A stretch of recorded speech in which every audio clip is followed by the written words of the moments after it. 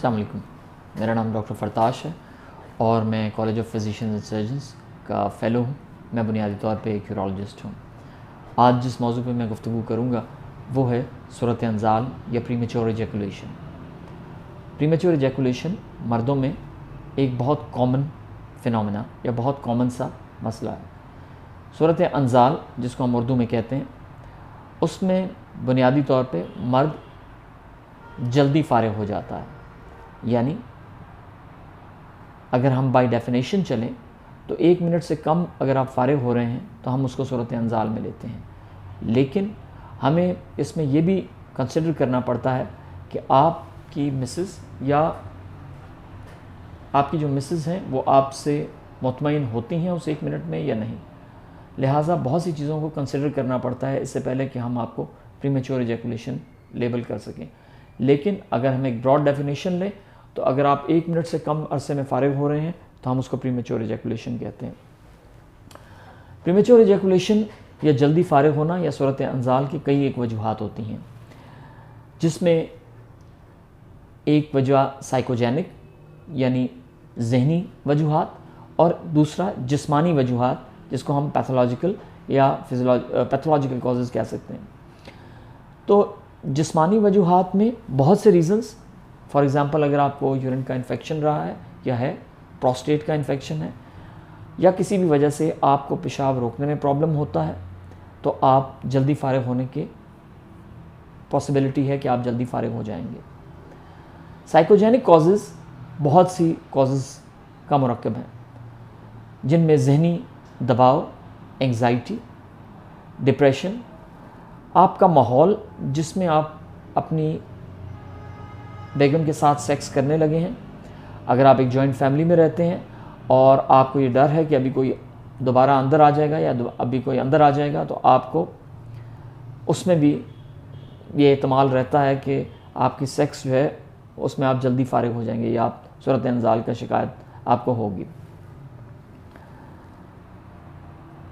बहुत से माजी की जो तल्ख़ तजर्बात हैं, अगर आपको पुराने अपने बचपन में या पिछले वक्त में या आपके माजी में आपको कोई तल्ख़ तजर्बात सेक्स के हवाले से हुए हैं या आप सेक्शुअल अब्यूज़ या जिनसी ज़्यादती का शिकार रहे हैं, तो ऐसे मरीज़ जो मेरे पास आते हैं जो बचपन में जिनसी ज़्यादती का शिकार रहे हैं, उनके लिए भी सेक्स को या अपनी बीवी के साथ सेक्स को कोप करना एक नया अमल और एक मुश्किल अमल होता है, जिससे वो शुरू में अपनी जान छुड़ाना चाहते हैं और उसमें भी वो जल्दी फ़ारिग हो जाते हैं। लिहाजा बहुत से ऐसी साइकोजेनिक कॉजेज़ हैं जिनको हमें देखना पड़ता है इससे पहले कि हम आपको ये बताएं कि आपकी जो सूरत अंजाल है उसके वजूहात क्या हैं।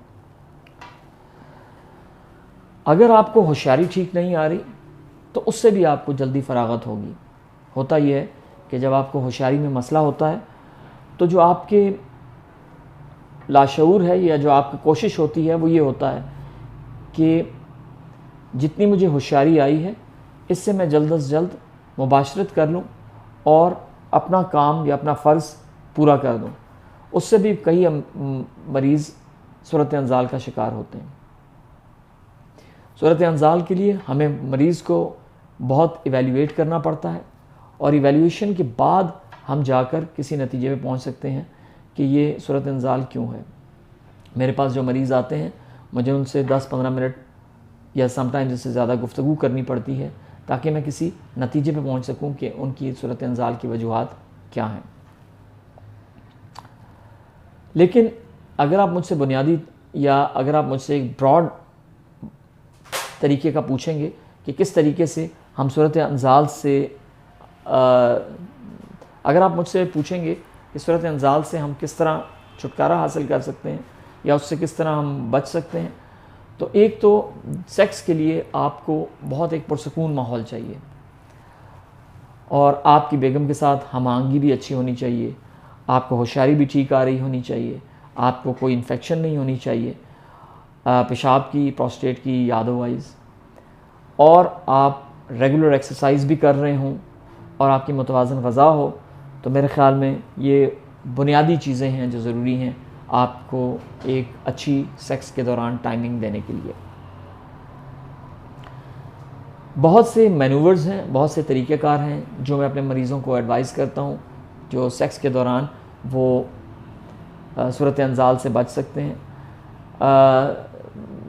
कि अगर आपने बेगम के अंदर दखूल किया है तो उसके बाद आपने क्या अमल करने हैं जिससे आप बच सकते हैं और सूरत अंजाल से, और कौन सी एक्सरसाइजेज़ हैं जो आप करेंगे जो आगे जाके आपको फ़ायदा दे सकती हैं।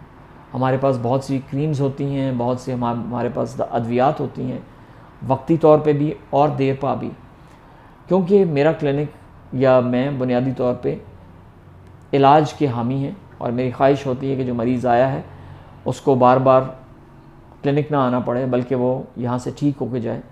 तो हमारी ख्वाहिश यही होती है कि आपको वो टेन्योर या वो तरीक़ेकार बताए जाएँ जिससे आपकी टाइमिंग में बेहतरी आ सके। टाइमिंग को ड्यूरिंग सेक्स बढ़ाने के लिए क्या किया जा सकता है, ये मैं आपको किसी और वीडियो में बताऊंगा।